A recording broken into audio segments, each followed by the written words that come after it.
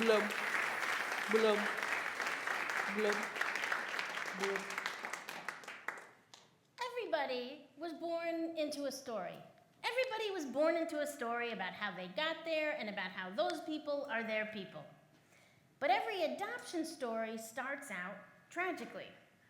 Because every adoption story starts out with the inescapable truth that a mother, for whatever reason, and those reasons are almost always systems beyond her control, cannot keep and raise her child. And so I knew that if I wanted to adopt somebody, I had to give them a really good story. I knew, because I was raised by Jews and journalists, that if I was going to adopt somebody, I had to give this kid a story that could stand multiple retellings at bedtimes and bar mitzvahs. A story so solid that a kid could build their identity around it and give them something to push off and reject when they were teenagers. And Ethiopia had three stories baked right into the landscape about why we get to be a family and why we're connected. The first morning that I was in Addis Ababa, Ethiopia, about to meet my baby son, I was standing in a busy street full of light and color and activity and buses and trucks and children going to school and elegantly dressed men and women walking off to work and big piles of purple onions. I see it. It's a taxi stand. Sheba taxis. This is the first story. This is the first story I can tell my son about how we're connected and how we get to be a family. See, before it was called Ethiopia, it was called Sheba.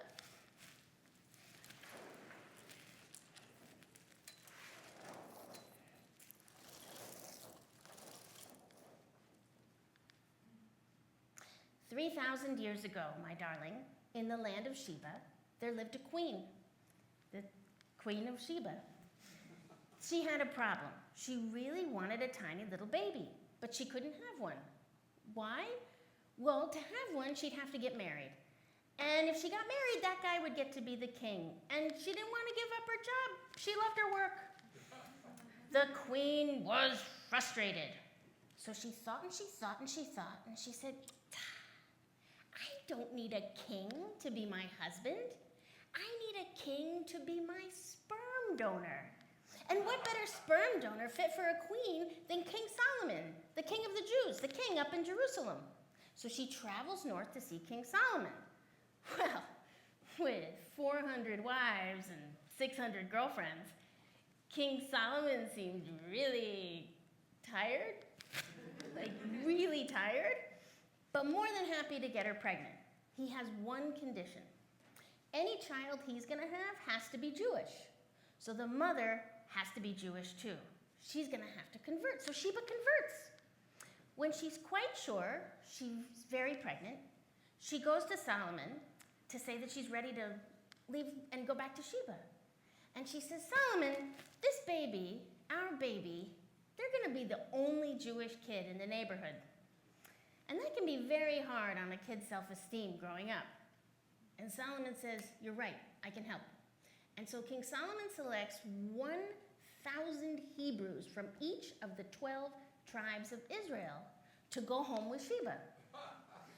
The 12,000 Hebrews go to East Africa, settle in, populate the place, and become the Ethiopian Jewish population that exists to this day. Sheba returns home to Sheba, and she has the baby.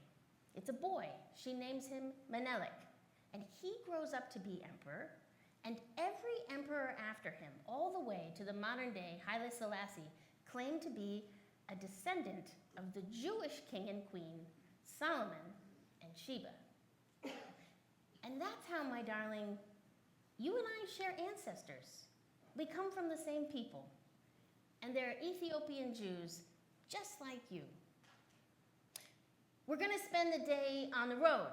We're gonna be traveling to the south of the country to meet the baby, and so I asked if it's okay if we can stop and get a map first. So I'm taken to a bookshop. The Blue Nile Bookshop. This is the second story. This is the second story I can tell my son about how we're connected and how we get to be a family. See, the Nile River starts in Ethiopia. That's its source. It starts in Ethiopia and it winds its way north past that much more famous piece of real estate, Egypt.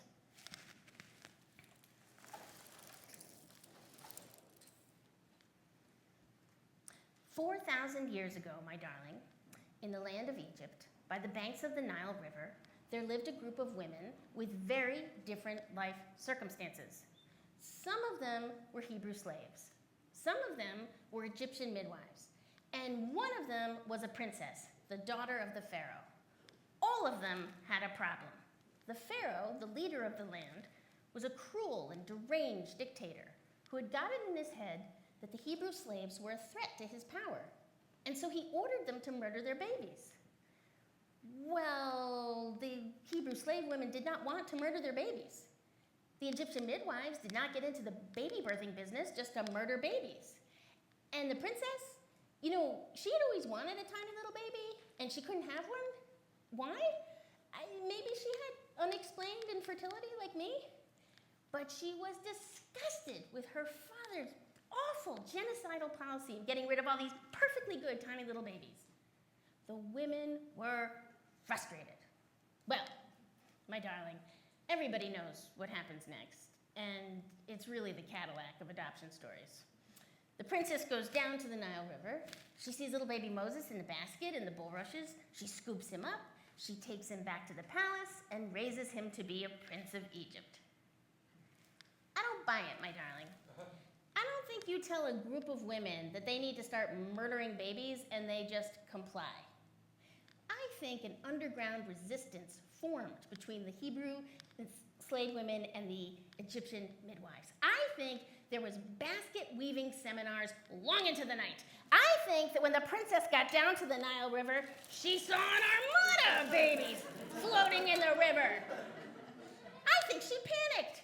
I think she grabbed one and said, I'll name you Moses, because that means I drew you from the water. And just then she feels two women making meaningful eye contact with her. It's Jochebed and Miriam, Moses' mother and his sister. And the three of them take Moses back to the palace and raise him to be a really effective union organizer. One who has seen one of the greatest labor strikes the world has ever seen, the exodus of the Hebrew slaves from Pharaoh to their freedom. And that is how, my darling, a group of women colluded to save the life of a tiny little black African baby boy who was born by the banks of the Nile River and who had a first mother and an adoptive mother, just like you.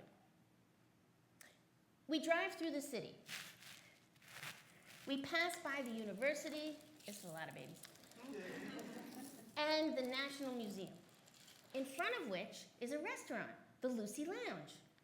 Well, this is the third story.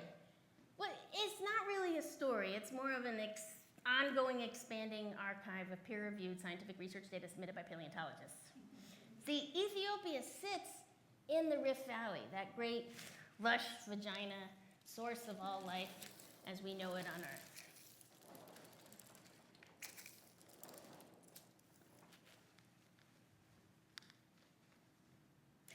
3.1 million to 6 million years ago, my darling, in the Rift Valley, in what is now Ethiopia, there lived a group of primates. Some of them lived up in the trees. Some of them lived on all fours, down on the ground. One of them stood up. We don't know why. The one who stood up was female and had never given birth. We also don't know why. I like to put those things together, my darling. I like to imagine that she was down on all fours, dreaming her primate dreams, taking in the sun, and she becomes biologically available to get pregnant. Except she doesn't want to get pregnant. Why? It just wasn't part of her life plan. But she's surrounded by male suitors. So she, stop it. I'm not, you get, stop.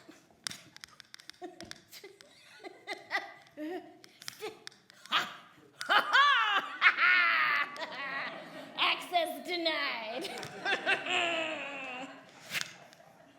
Pretty soon, other primates stand up up and start walking. They walk out of the Rift Valley. They walk out of Africa. They walk all over this world and eventually become what is now known as the human race. In 1974, a group of paleontologists found her remains in a riverbank northeast of Addis Ababa. They named her Lucy, after a song that was playing on the radio. But the Ethiopians named her Dinkanesh, which means, you are marvelous. And that is how, my darling, we all come from Ethiopia. We all walked out of that Rift Valley. And we are all marvelous, just like you.